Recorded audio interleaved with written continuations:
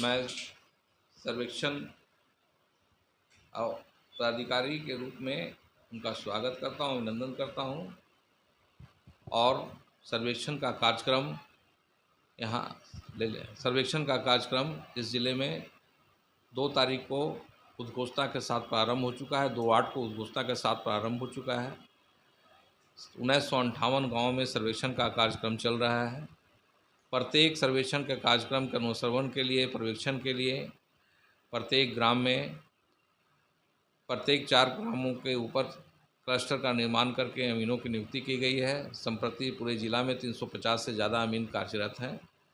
प्रत्येक अंचलों में सर्वेक्षण शिविर की स्थापना की गई है। सर्वेक्षण शिविर में विशेष सर्वेक्षण जो सहायक बंदोबस्त पदाधिकारी कानून को क्या वहाँ पदस्थापन किया गया है, उनके नियंत्रण और उनके पर्यवेक्षण में उस जो है अंचल का सर्वेक्षण का कार्यक्रम हो रहा है।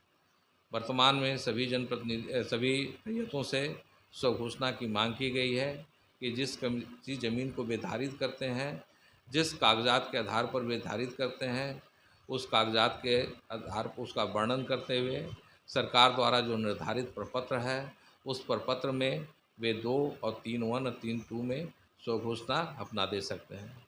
स्वघोषणा के संदर्भ में मैं बिल्कुल रूप से स्पष्ट कर देना चाहता हूँ, ये उनकी स्वयं की घोषणा है और इसमें से किसी भी प्रकार की सर्टिफाइड कॉपी, किसी भी प्रकार का इस स्वघोषणा में किसी नोटरी पब्लिक से या कार्यपालक जो है मजिस्ट्रेट के से कोई भी सत्यापन की जनप्रतिनिधि से आवश्यकता नहीं है। अगर कोई रैयत स्वयं जमाबंदी रैयत हैं तो उनको वंशावली देने की कोई आवश्यकता नहीं है। अगर जमाबंदी रैयत के जो अगर खतियानी ज़मीन खतियानी है और उत्तराधिकार के माध्यम से उन्हें प्राप्त हुआ है, जमाबंदी और खतियान अभी भी उनके पूर्वज के नाम से हैं, तो ऐसी परिस्थिति में वे स्वयं वंशावली बनाएंगे। जितने भी उत्तराधिकार होंगे उनके हिस्से क्या है वो उसमें लिखेंगे, स्वयं वंशावली बनाएंगे, उसको भरेंगे।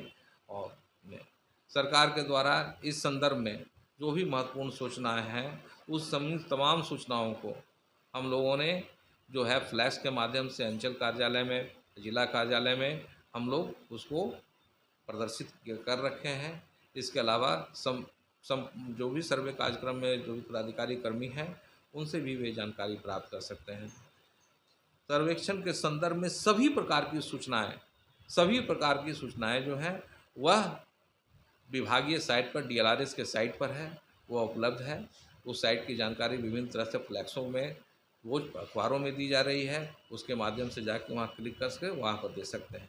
सारी सुविधाएं ऑनलाइन है, चाहे प्रपत्र 2 देने की सुविधा हो, वंशावली की सुविधाएं हो, स्वघोषणा की सुविधा हो, वह सारी सुविधाएं ऑनलाइन है। वे स्वयं उसको भर के दे सकते हैं। किसी को के यहाँ जाने की, किसी प्रकार का करने की घबराने की इसमें कोई बात नहीं है।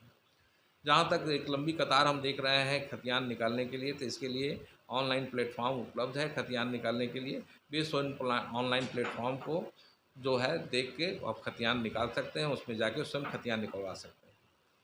तो अगर किसी प्रकार की कोई दिक्कत हो, वे कभी भी किसी समय कार्यालय में संपर्क कर सकते हैं। धन्यवाद। ऑनलाइन देने का तरीका क्या है उसके बारे में? हाँ, ऑनलाइन देने का तरीका है उसमें कि ऑनलाइन का एक विभागीय साइट है आपका, उस विभागीय साइट में जाएंगे। वह विभागीय साइट है DLRS.bihar.gov. इन पर जाएंगे। अब उस पर जाएंगे तो एक भू अभिलेख एक साइट खुलेगा, उसको क्लिक करेंगे, उसमें 2 आएगा, एक पब्लिक लॉगिन आएगा, एक गवर्नमेंट लॉगिन आएगा। पब्लिक लॉगिन में क्लिक करेंगे। पब्लिक लॉगिन में क्लिक करने पर उनको डॉक्यूमेंट टाइप होगा, लगभग 10-11 टाइप का डॉक्यूमेंट है, जिसमें RS खतियान, CS खतियान, जमाबंदी पंजी है। तो जो चीज़ उनको चाहिए उस पर वह क्लिक करेंगे तो फिर उन पर नेक्स्ट आएगा किस ऑफिस का चाहिए उनको। तो ऑफिस का नाम वह देंगे, जिला का नाम देंगे, अंचल का नाम देंगे, मौजा का नाम देंगे, थाना देंगे, खाता देंगे, खिसरा देंगे। उसके बाद उसका एक नॉमिनल शुल्क है, 10 और 20 रुपये का शुल्क है, वहाँ देंगे।